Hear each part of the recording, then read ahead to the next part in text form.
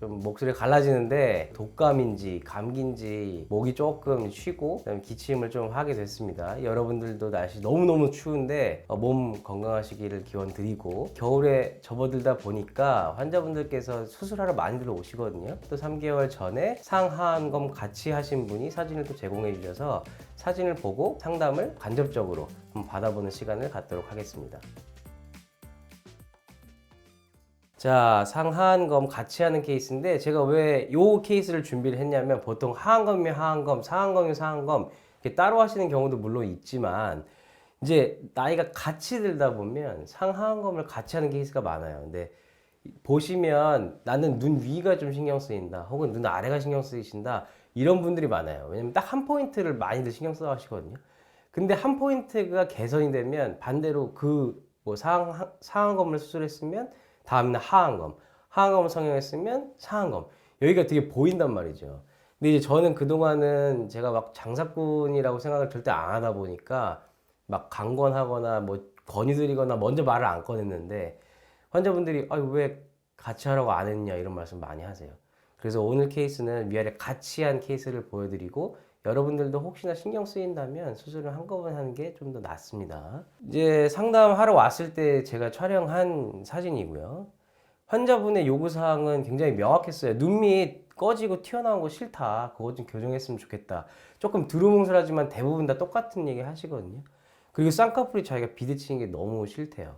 오랫동안 비대칭이셨다고 하는데 그거 두 가지를 해결했으면 좋겠다. 그래서 자기는 상안검, 하안검 어떻게 했으면 좋겠냐 이렇게 상담을 오셨거든요. 근데 실제로 쌍꺼풀이 비대칭인 거는 저도 보이고, 물론 환자분도 알고 계셨지만, 제가 진료 사진을 찍고 나서 설명드린 내용이 다음과 같아요. 쌍꺼풀 비대칭으로 인한 것도 있고, 그걸로 인해서 또 눈썹도 오른쪽만 짝짝이로 쓰고 계시고요. 눈두덩이의 꺼짐도 약간 비대칭이 있으세요. 그리고 하안검의 주름, 지방 튀어나옴의 차이도 관찰이 되고요. 오른쪽에는 또 보시면 인디언 밴드가 있고, 오른쪽 광대 쪽, 관자 쪽이 조금 더 튀어나와 보이는 걸 알 수가 있어요. 근데 제가 이런 것들을 사진을 찍어서 어떻게 보면 좀 팩트 폭행이 되는 그런 상황인데, 아니 뭐 막 이렇게 그냥 사진 찍어가지고 적나라하게 다 얘기해 주느냐 이렇게 말씀드릴 수가 있는데, 그런 이유가 왜냐면 어떤 수술을 하고 나면 그 전에 안 보였던 내용들이 막 보여요. 그래서 수술로 개선이 될 수 있는 부분은 명확하게 말씀드리고, 이런 것 때문에 제가 주의하고 이런 수술을 하겠다라는 걸 명확히 설명드리기 위해서 좀 자세히 설명드리는 편입니다. 그래서 환자분께는 제가 어떻게 말씀을 드렸냐면, 상안검은 이제 쌍꺼풀 수술을 할 건데 그 전에 눈썹이 쌍꺼풀에 관여하는 움직임을 좀 막기 위해서 수술 일주일 전에 제가 보톡스를 맞자고 했어요. 이것도 사실은 보톡스를 왜 맞아? 이러실 수 있는데, 어떻게 보면 수술 전 처치라고 생각하시면 되죠. 수술을 하는데 오른쪽 눈썹에 계속 관여를 한다면 1, 2mm의 차이가 생길 수 있기 때문에 그거를 좀 차단하고자 미리 보톡스를 놨고요. 아래 사진을 보시면 이제 눈썹이 다 내려왔죠.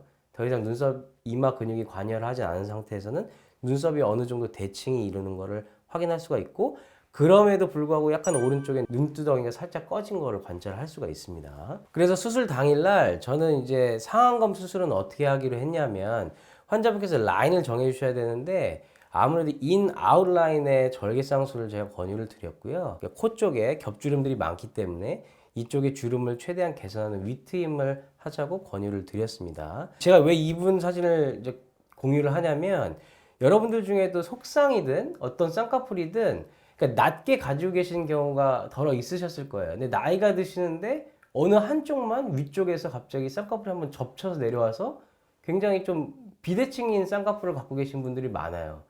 근데 그런 경우에 양쪽이 똑같이 생기면 사실 그것도 어느 정도 시간이 이제 버텨줄 텐데, 그렇지가 못하고 보통 한쪽만 가라 쌍꺼풀이라고 그러죠. 가짜 쌍꺼풀이 생겨서 이렇게 짝짝이가 되는 경우가 많거든요.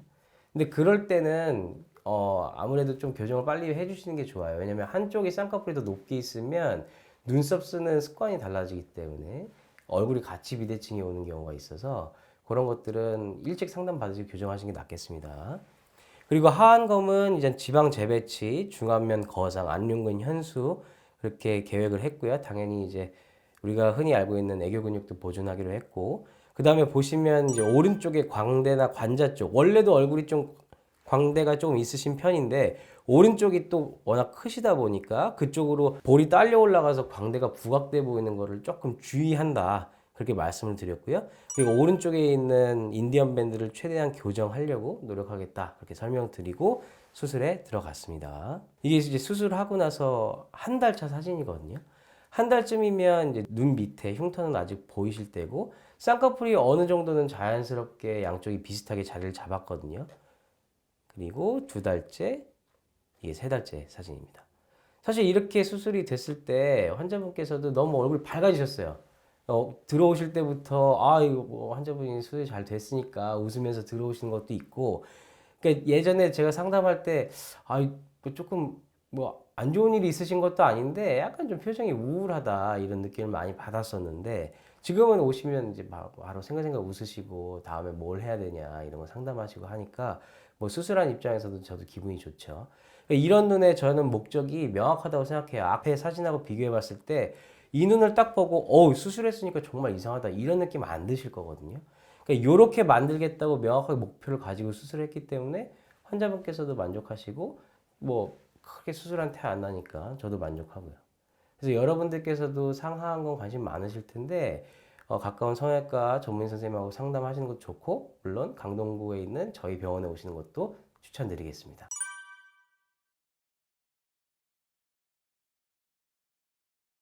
어디든 위든 아래든 노화가 별로 안 됐으면 저는 절대 안 권하는데, 어쨌든 보일 것 같으면 다 이제 권하는 편이에요. 눈밑 같은 경우는 명확해요. 꺼지고 튀어나오면, 그리고 주름이 많이 생기셨으면 이제 고려해 봐야 되고, 딱 거울 보시면 아실 거예요. 자기가 이마를 많이 쓰면서 이쪽이 처져 계시면 그거는 이제 한번 교정할 만합니다.